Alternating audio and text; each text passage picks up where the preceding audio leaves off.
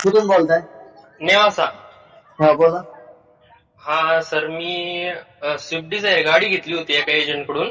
हा तर 1 वर्ष झालं त्याच्याकडून मी गाडी घेतली. तर स्विफ्ट डिझायर गाडी घेतली होती त्याच्याकडून. तर गाडीचे पैसे मी त्याला पूर्ण दिले, त्याची हो पावती आहे माझ्याकडं. हो तर गाडीचे पैसे दिल्याच्या नंतर मी गाडी सर नावावर करून घ्यायला गेलो श्रीरामपूर आरटीओ मध्ये. हो तर आरटीओ कडे गेलो तर आरटीओने अशी चूक काढली का गाडीच्या नंबर चीसी नंबर जो आहे का तो 3 आकडे चुकीचे होते गाडीवरचे आणि चीसी नंबरवरचे वेगळे होते.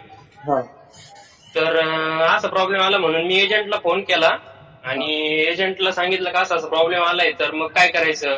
तर तो एजंट तिथं आला तर तो काय म्हटला, माझ्या पद्धतीने मी गाडी नावावर करून देतो तुमच्या, आणि हे जे आरसीचं जे करेक्शन झालेलं आहे ती मी माझ्या पद्धतीने गाडी नावावर झाल्याच्या नंतर मी ते पण माझ्या पद्धतीने मी करून देईन, तुम्हाला जे काय शोरूमचं टॅक्स इनव्हॉइस आणून ते क्लिअर करून देईन. हा प्रॉब्लेम काय होतो तुम्हाला? हा, तर ते प्रॉब्लेम क्लिअर करायला त्याला दिले मी पैसे वगैरे सगळं दिलं.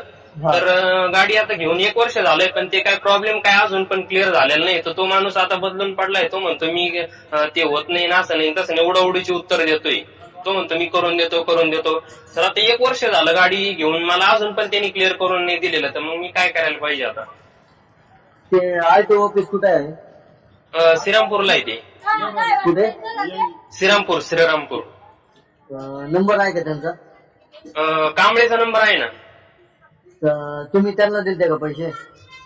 आपण गाडी त्याच्याकडून घेतलेली सर. मग ठीक आहे, मग तुम्ही त्यांचा नंबर मला मेसेज करा, मी बोलतो त्यांच्यासोबत. बरं ठीक आहे, चालेल. हा, तुमचं नाव काय सांगितलं? मंगेश.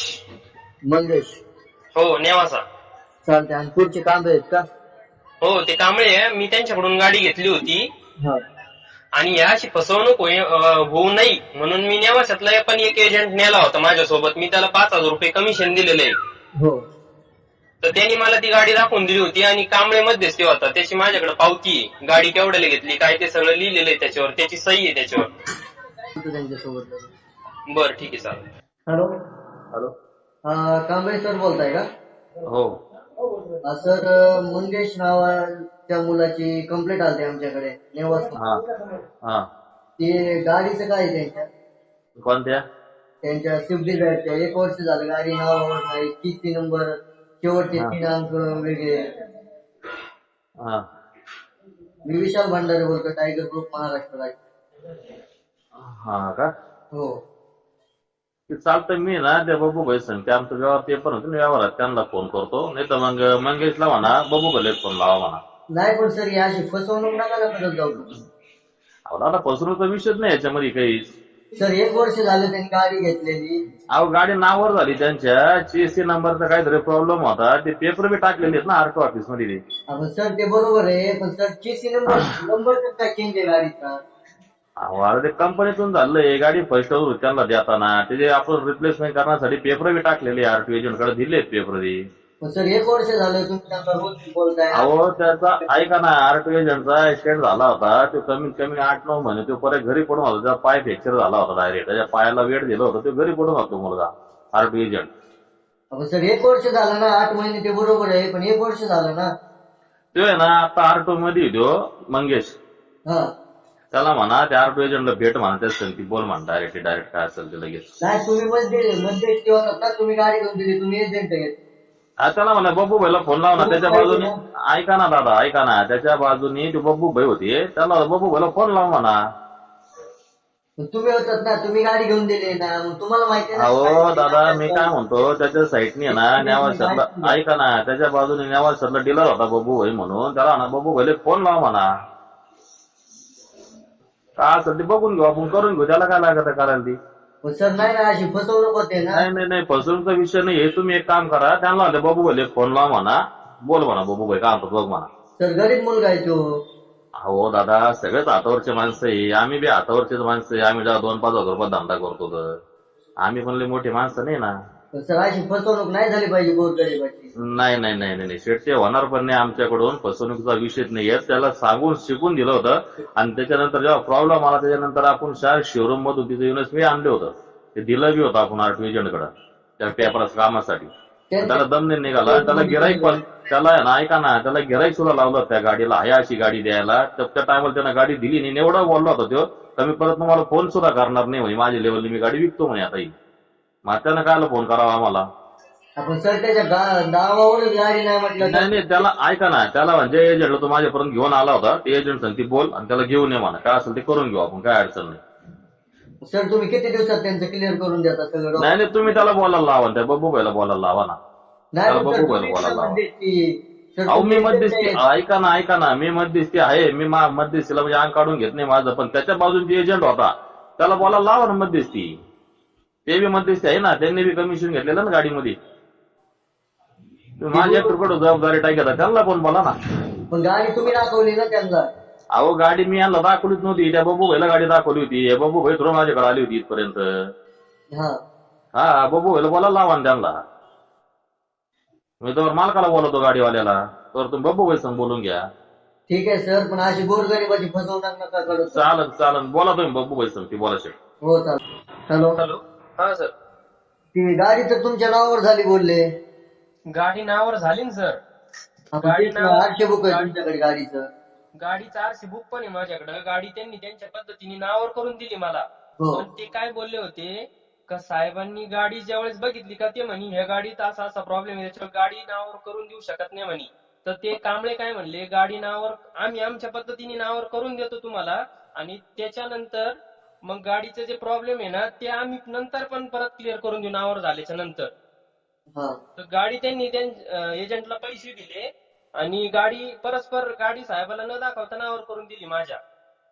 आणि चांगले बोलतात, तुमचा विषय क्लिअर होईल म्हणतात, करून देतो म्हणतात. मग करून देतो म्हणतोय सर. वर्षभर थांबलो मी, अजून पण करूनच देतोय म्हणतोय. आता जर समजा वर्ष झालं ना अजून पण क्लिअर झालं नाही सर, ते मग आता मी कवर थांबू सांगा ना तुम्ही. मी त्यांना काय म्हणलं, तुम्ही मला एक अशी फिक्स तारीख द्या ना. आता हा प्रॉब्लेम क्लिअर व्हायला मी आरटीओ ला विचारलं तर हा प्रॉब्लेम क्लिअर व्हायला ना आरसीआयला 1 महिना भरपूर झाला म्हणे. तर मी 1 वर्ष थांबलो सर. हा तर मग मी अजून कवर थांबू सांगा ना तुम्ही. मी लई म्हणजे खूप दिवस थांबलो मी. ते बोलतात की आरटीओ मधले कोणाचं तरी दुखत होतं, ऍक्सिडेंट झाला, 8 महिने होता. मग असेच उत्तर देत आहे ना सर. बरं ते काय म्हणले, आरसीच्या गाडी नावावर झाल्याच्या नंतर जो काही खर्च येईल ना तो खर्च पण आम्ही करू बोलले. तर ते खर्च पण करीत नाही, मलाच पैसे मागा वरून. मी त्यांना पैसे पण दिले. मग त्यांना मी आता म्हणतो तुमच्याकडून जर होत नसलं तर मला माझे पेपर मागा द्या, त्याच्यानंतर माझे पैसे मागा द्या, मी माझ्या पद्धतीने करून घेतो. तर ते पेपर म्हणते ते आम्ही पेपर मध्ये टाकून दिलं, आम्ही पेपर कुठून देऊ असं बोलताय सर ते. फक्त आपला तेवढाच विषय राहिलाय ना की चीसीचा. गाडी नावावर करून दिली, फक्त चीसीचा प्रॉब्लेम राहिलाय. आता गाडी मला विकायची तर समोरची पार्टी गाडी घेत नाही ना सर. नाही घेत, चीसी नंबर पाहिजे गाडीवर. हा मग शेवटी गाडी रस्त्यावर चालणार आहे, घरात ठेवायची वस्तू थोडीच आहे. मी असं पण बोललो ना त्यांना. हा आता ते नेवाशाचे जे बब्बू शेट आहे का, त्यांचा काही विषय नाही. मी त्यांना फक्त माझ्याकडून, मला ते गाडीतलं काही कळत नव्हतं म्हणून मी ते बब्बू शेटला आहे ना 5,000 रुपये कमिशन दिलं, आणि त्यांनी मला फक्त श्रीरामपूरला नेऊन ही गाडी फक्त दाखवायचं काम केलं आणि गाडी घेऊन दिली.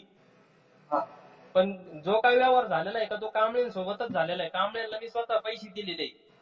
हा आणि असं नाही ना का मी त्यांना पैशाला काही टंगळमंगळ केली. सगळे पैसे दिले. 4.5 लाख रुपयाला गाडीचा व्यवहार झाला तर 4.5 लाख रुपये त्यांचे 15 दिवसाच्या आत क्लिअर केले सर. हा माझ्याकडून काही चूक असली तर मला सांगा, मी त्याला जबाबदार आहे ना. चालतंय, मी त्याला अजून एकदा बोलतो आणि तुम्हाला सांगतो. त्यांच्याकडून त्यांना म्हणतो काय टायमिंग सांगा, त्याला टायमिंग मला काय म्हणायचं सर, दिवसात. त्यांच्याकडून जर समजा होत नसलं ना तर त्यांना म्हणा मला माझे पेपर मागा द्या आणि मी दिलेले जे पैसे, हा जे काही पैसे असतील ते पैसे मागा देऊन टाका. माझा काही विषय नाही तर मग माझा प्रॉब्लेम क्लिअर करून द्या मला. नाही तर मग आता ते गाडी घ्यायच्या टायमाला हे पण बोलले होते तुम्ही त्यांना, ते पण सांगा का बुवा जर समजा हा प्रॉब्लेम क्लिअर नाही झाला तर तुमची गाडी मी हयाशी मागे घेऊन तुमचे 4.5 लाख रुपये मागे देऊन टाकेन. हा असं पण बोललेले आहेत कांबळे. असे बोलले होते का ते? हो असं बोललेले. तुम्ही कांबळे कॉन्फरन्सवर घ्या, बघा ते बोलतेत का नाही. मी सांगतो नाही तर त्यांच्या समोर.